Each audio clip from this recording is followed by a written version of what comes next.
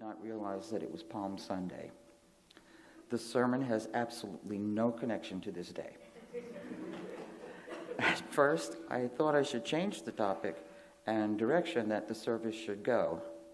And after thinking about it, it occurred to me that the season beginning with Ash Wednesday and ending with Easter can be viewed as floating holy days. The date Easter is celebrated is determined by the moon and the spring equinox, not when the events actually took place. So unlike Christmas, Lent, Holy Week, and Easter are arbitrary dates. For anyone who believes the Easter story, today is Palm Sunday. For anyone who does not celebrate it as such, and for me, it is just an ordinary Sunday. And P.S., none of this service was created by AI.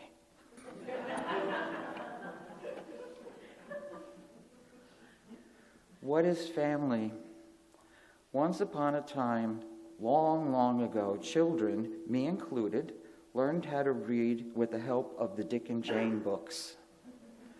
For those of you who weren't born in the reptilian age, these books centered around a family that consisted of father, a white middle-class professionally employed man in a business suit, mother, a stay-at-home parent who kept house and tended to her family, Dick, the son and the oldest child, Jane, the middle child, and Sally, the youngest, who was occasionally looked after by Jane while mother was doing her housewifely chores. And of course, there was a dog named Spot. All of these characters lived in an unassuming, middle-class, all-white neighborhood. The only point of reference that I and my friends had with these books is that most of us had a working father, none of whom wore a business suit unless it was for church or on Sunday or for a funeral, and a stay-at-home mother who did not do housework in her Sunday best. Some of us had a sibling or two who were definitely not always fun to be with, and no one had a pet of any kind. No one lived in a house. But we did learn to read. We were also covertly groomed to think that the characters of these books and their surroundings are what we should all aspire to. This suburban middle-class happy family portrayal was the background of my formative years. Early on, it did not seem to matter that I had nothing in common with the family who lived in the books. As I moved from elementary school to junior high school, a new, different, and intimidating world became my reality. Now I was exposed to classmates who came from families that mirrored father and mother from the storybooks that littered my past. The children from these unions had better clothes, took vacations, and even had a dog or a cat. They were also condescending towards kids who did not share their backgrounds. This was the first time I faced being judged for what I didn't have or wear, or because I came from a working-class family.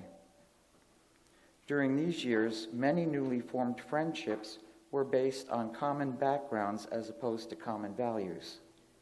This was my first exposure to cliques and the unspoken rules of exclusion. In the neighborhood in which I grew up, we were a microcosmic example of the melting pot. Though our ethnicities, cultural backgrounds, and religions varied, our family lives were very similar. So much so that every mom on the block had the same authority as your own mom. They all watched out for us, and we responded to them the same way as we did to our biological moms. In this fashion, we grew up in a community held together by a sense of family that no longer exists. By the time we got to junior high school, all that changed. The group that I had grown up with was scattered. Fun and games were no longer our common denominator. Socioeconomic status, religion, ethnicity, and intelligence were the standards used to consider whether or not you were permitted to mingle with the popular kids, or whether you were relegated to the outskirts of this new and foreign culture. My introduction to adolescence from families that on the surface were more like the Dick and Jane books was only a precursor of what I would encounter growing up. In the late 60s, my best friend from high school, who was white, married a black man. They had a son. Biracial couples, even in the North, were not readily accepted by blacks or whites during this time, and their children even less so. Though this family unit consisted of a father and mother, just like in the books from which I learned to read, they did not reflect the image of what was considered to be a typical American household. The ties with their own families splintered due to narrow-mindedness fostered from learned prejudice and the fear of what others would think. Instead of growing larger, their family life decreased. The relentless strains that this couple faced from lack of support from society at large and from their own families resulted in divorce. As my journey through life continued, in the period in which I lived, I encountered even more non-traditional families that faced obstacles that would have shocked Dick, Jane, and Sally, as well as their mom and pop. Even Spot, if he could have weighed in, would have been aghast. Many same-sex couples and later on transsexual couples were confronted with the same intolerance that broke up my friend's marriage.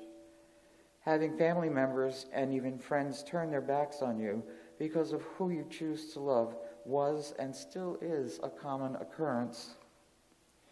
There weren't many support groups for the people who became outcasts in the early stages of the 70s.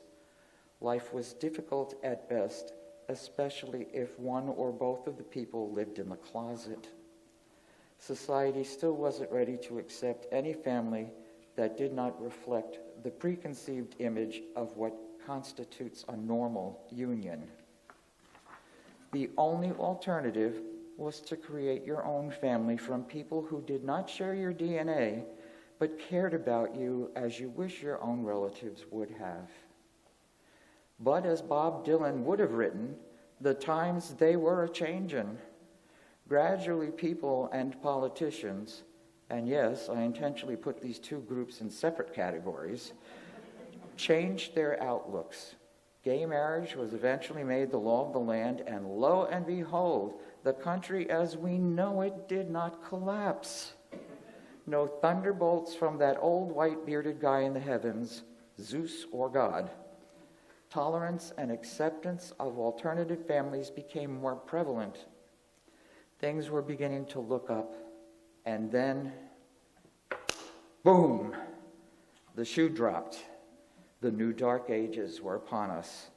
Because of one man, a corrupt and heinous political party, and an army of misguided and ignorant citizens, the only families worth protecting were the ones right out of the Dick and Jane books.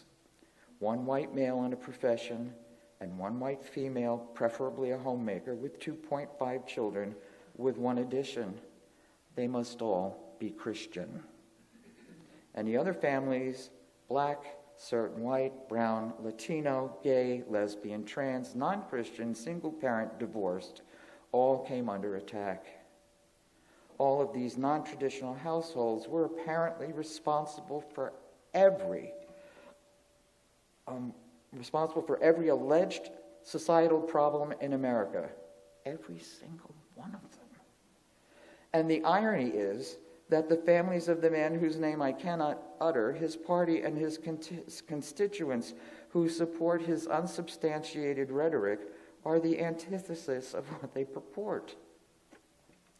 So once again, there are people who are self-righteously spurn their own family members and friends who dare to love differently and live differently, and who have families that don't remotely resemble the image of what a perfect family should look like.